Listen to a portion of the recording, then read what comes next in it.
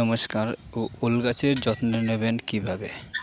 ওল গাছ এখন দেখতে পাচ্ছি এই যে গাছ এত বড় হয়ে গেছে, এখন এতে যত্ন বলতে একটু পরিষ্কার পরিচ্ছন্ন রাখার চেষ্টা করতে নিংড়ে নিতে হবে। নেওয়ার পরে প্রতিদিন সপ্তাহে অন্তত 1 থেকে 2 দিন লক্ষ্য রাখতে হবে, ঘুরে ঘুরে দেখতে হবে। আর এতে সপ্তাহ বা 10 দিনের মাথায় একবার করে সেচ দিতে হবে।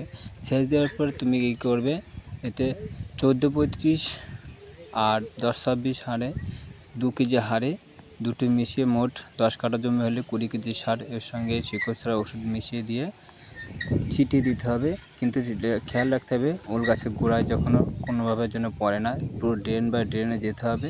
সার ছিটিয়ে দেওয়ার পরে তুমি সেচ ঢুকিয়ে দেবে বিকালের দিকে, বিকাল বা সন্ধ্যার সময় ছিটিয়ে দেবে। সব এই সারটা বা সেচটা অন্তত সন্ধ্যার দিকে দেওয়ার চেষ্টা করতে হবে, যেহেতু অতিরিক্ত গরমে এই গাছের ক্ষতি হতে পারে, সেই জন্য বিকালবেলা দিয়ে দেবে।